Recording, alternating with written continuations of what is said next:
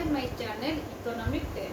Control of inflation. The cumulative nature of the inflationary process and its socio-economic effects clearly indicates that appropriate measures should be taken to control inflation in its early stage. If it is not checked in the beginning, it may develop into hyperinflation with its dangerous effects on the economy, since inflation is mainly caused by an excess of effective demand for goods and services at the full employment level as compared to the available supply of goods and services. Measures to control inflation involve reduction in the total demand on the one hand and increasing output on the other. Broadly, measures against inflation can be divided into A. Monetary policy, B. Fiscal policy, C. Direct control, D. Other measures. First, I will discuss about monetary policy. How inflation is controlled through monetary policy. Monetary policy is adopted by the monetary authority or the central bank of a country to influence the supply of money and credit by changing interest rate, structure and availability of credit. Various monetary measures to control inflation are those: first, increasing bank rate; second, sale of government securities; third, higher reserve ratio for selective credit control; one, consumer credit control; second, higher marginal requirements. First, I will discuss about increasing bank rate. Bank rate is the rate at which the central bank lends money to the commercial banks. An increase in the bank rate leads to an increase in the interest rate charged by commercial banks, which in turn discourages borrowing by businessmen and consumers. This will reduce money supply with public and thus control the inflationary pressures. Second, sale of government securities. By selling government securities in the open market, the central bank directly reduces the cash reserve of the commercial banks, because the central bank must be paid from the cash reserves. The fall in the cash reserves compels the banks to reduce their lending activities. This will reduce the money supply and hence the inflationary pressures in the economy. Third, higher reserve ratio. Another monetary measures to check inflation is to increase the minimum reserve ratio. An increase in the minimum reserve ratio means that the member banks are required to keep larger reserves with the central bank.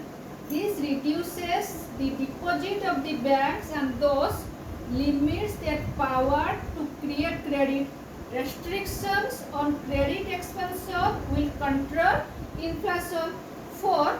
Selective credit control. The purpose of selective credit control measure is to influence specific type of credit while leaving the other types of credit unaffected. Such selective measures are particularly important for developing economies in which, on the other hand, there is increasing need for credit expansion for growth purposes, and on the other hand, there is also need for checking inflationary tendencies. In such a situation, selective credit control measures can direct the flow of credit from unproductive and inflation-prone sectors towards the productive and growth-oriented sectors. The main selective credit control measures to control inflation: first, consumer credit control. This method is adopted during inflation to curb excessive spending by consumers. Okay, in advanced countries, most of the durable consumer goods such as radio, TV, fridge, etc. are purchased by the consumers on installment credit. Okay, during inflation, loan facilities for installment buying are reduced to minimum to check consumption spending. This is done by A.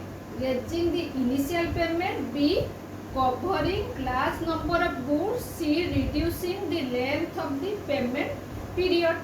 Second, higher marginal requirements. Marginal requirements are the difference between the market value of the security and its maximum loan value. A bank does not advance loan equal to the market value of the security but less. Okay.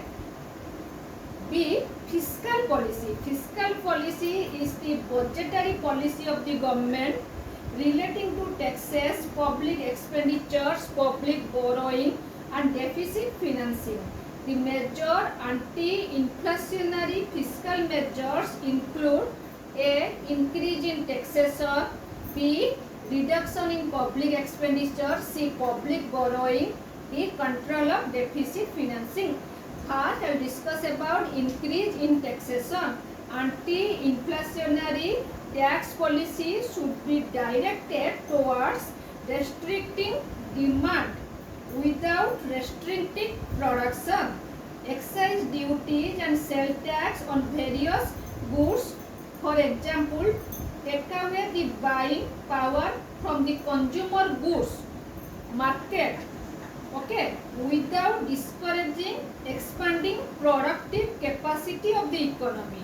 Some economies therefore prefer progressive direct taxes because taxes on the one hand reduce the disposable income of the people and on the other hand are justified on the basis of social equity. Second, reduction in public expenditure. During inflation, effective demand is very high due to expansion of public and private spending. In order to check unregulated private spending, the government should first of all reduce its unproductive expenditure. In fact, during inflation at the full employment level, the effective demand in relation to the available supply of goods and services is reduced to the extent that government expenditure is curtailed. Public expenditure being autonomous, an initial reduction in it will lead to a multiple reduction in the total expenditure of the economy. But there are certain limitations of this reduction in public expenditure. A. It is not possible to reduce public expenditure related to defense needs, particularly during war times. B. Heavy reduction in government expenditure may come into clash with the planned long-term investment program in a developing economy. Third, public borrowing. Public borrowing is another method of controlling inflation. Through public borrowing, the government takes away from public excess purchasing power. This will reduce aggregate demand and hence the price level. Ordinarily, public borrowing is voluntarily left to the free will of individuals. But voluntarily public borrowing may not bring to government sufficient funds to effectively control the inflationary pressures. For control of deficit financing. Deficit financing means financing the deficit budget, that is excess of government expenditure over its revenue through printing of new currency. In order to control inflation, the government should minimize deficit financing. The important thing is that as far as possible, the deficit should be financed through saving or taxation. The government can sell bonds to non-bank investors like insurance companies, saving banks, etc., which will take the spending power from the public and curb inflation. C. Direct controls. First, direct control on prices. Second, rationing. Direct controls refer to the regulatory measures undertaken with the objectives of converting an open inflation into suppressed one. Direct control on prices and rationing of scarce goods are the two such regulatory measures. First, direct control on prices. The purpose of price control is to fix an upper limit beyond which the price of particular commodity is not allowed, and to that extent inflation is suppressed. Second, rationing. When government fixes the quota of certain goods so that each person gets only limited quantity of that goods, it is called rationing. Rationing becomes necessary when the essential consumer goods are relatively scarce. The purpose of rationing is to divert consumption from those goods whose supply needs to be restricted. Some special regimes. Example, to make such commodities available to a large number of people. Okay. D. Other measures. Besides monetary, fiscal and direct measures, there are some other measures which can be taken to control inflation. First, expansion of output. Second, proper wage policy. Third, encouragement to saving. Fourth, overvaluation. Five, population control. Six, indexing. First, I will discuss about expansion of output. Inflation arises partly due to inadequacy of output, but it is difficult to increase output during inflationary period because the productive resources have already been fully utilized. Okay. Under such condition, when output as a whole cannot be increased, steps should be taken to increase output of those goods which are sensitive to inflationary pressures. This requires reallocation of resources from the production of less inflation sensitive goods, that is luxury goods, to the production of more inflation sensitive goods, that is food, clothing and other essential consumer goods. Such reallocation of resources will keep the prices of essential consumer goods under check by raising their output. Second, proper wage policy. In order to check inflation, it is necessary to control wages and profits and to adopt appropriate wage and income policy. Ceiling on wages and profits keep down disposable income and check the cost push inflation. Wage increases should be allowed to the workers only if their productivity increases. In this way, higher wages will not lead to higher costs and hence higher prices. Third, encouragement to saving. Increase in private saving has a disinflationary impact on the economy.